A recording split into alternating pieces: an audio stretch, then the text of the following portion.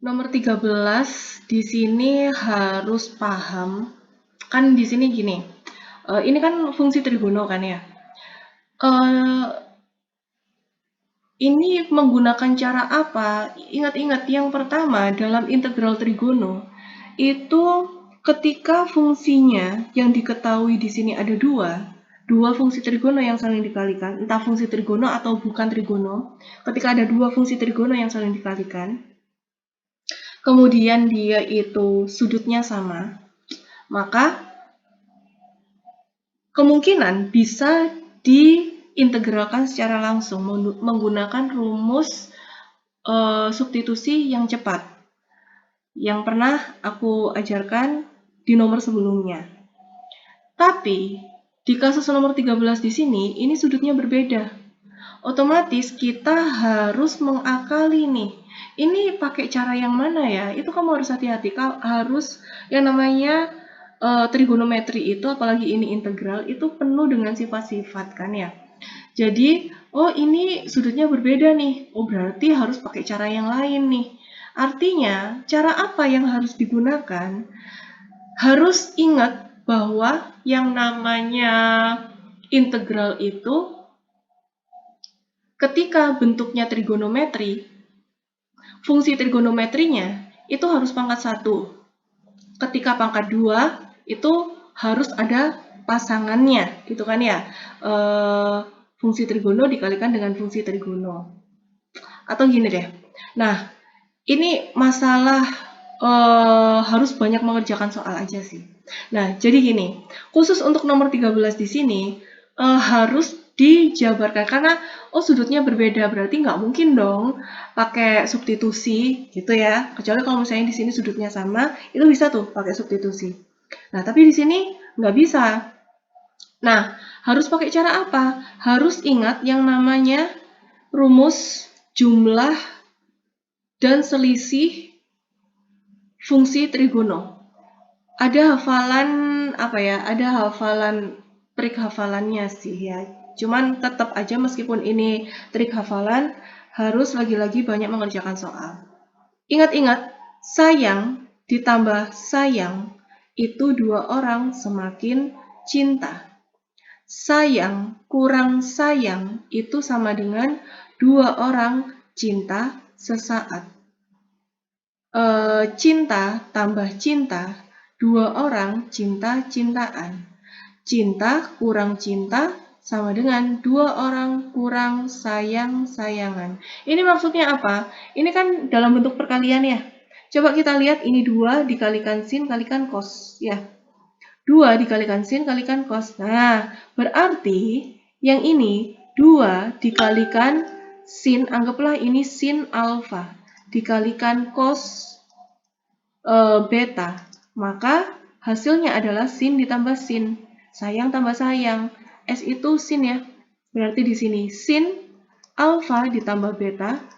Kemudian ditambah apa? Sin. Sin alfa kurangin beta. Begitu juga dengan yang bawah. C itu apa? Berarti cos ya. Ini sin. Ini semuanya S sayang itu sin. C itu cinta itu cos. Jadi untuk trik menghafalnya itu seperti itu. Nah, yuk kita ubah ini ke dalam bentuk ini dulu.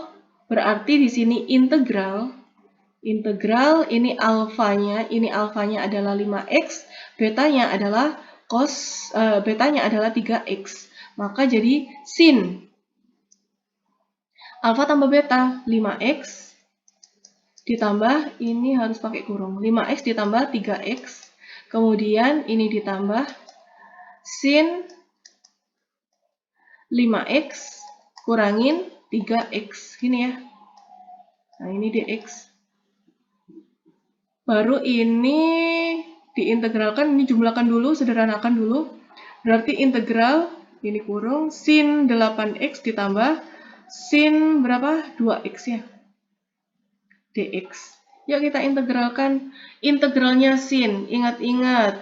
Sin cos min sin min cos. Ini turun, ini naik, ini diferensial, ini integral. Berarti sin diintegralkan berarti ini kan ya. Sin diintegralkan jadi main cos. Ingat-ingat bahwa yang namanya integral dari suatu fungsi ya, itu misalkan ini berpangkatkan n gitu ya.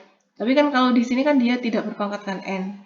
Nah, ini fungsinya apapun, misal fungsi trigono gitu ya. Fx-nya ini adalah fungsi trigono.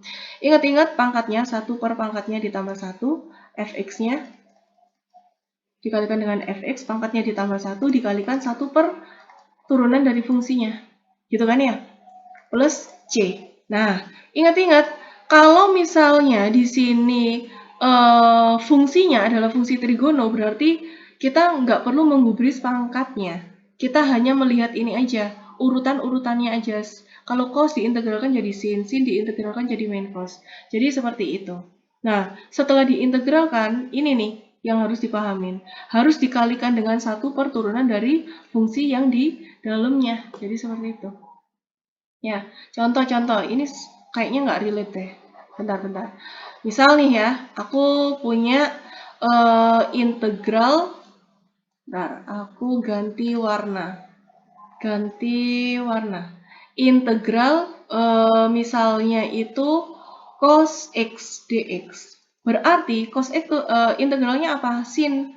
Berarti jadi sin x plus c gitu ya. Kemudian kalau integralnya cos 2x dx, nah ini nih yang membedakan. Ini sudutnya x, ini sudutnya 2x. Berarti cos 2x integralnya, ini sama nih fungsinya, berarti sin 2x. Tapi jangan lupa dikalikan 1 per turunan dari fungsi dalamnya trigono. 2x turunannya apa? 2. Nah, berarti hasilnya adalah setengah sin 2x plus c. Maaf, ini sih yang relate. Tadi nggak relate sih. Tapi oke lah. Nah, berarti kita harus mengintegralkan satu persatu. Sin, ketika diintegralkan, sin diintegralkan balik lagi kan ke bawah kan ya? Balik lagi nih. Cos, min sin diintegralkan jadi cos. Cos diintegralkan jadi sin. Sin diintegralkan jadi min cos. Berarti di sini jadi min cos 8x dikalikan 1 per turunannya 8x adalah 1/8. Ya, 1 per 8. Ditambah sin diintegralkan jadi min cos. Berarti jadi min cos 2x. Gini ya, 2x.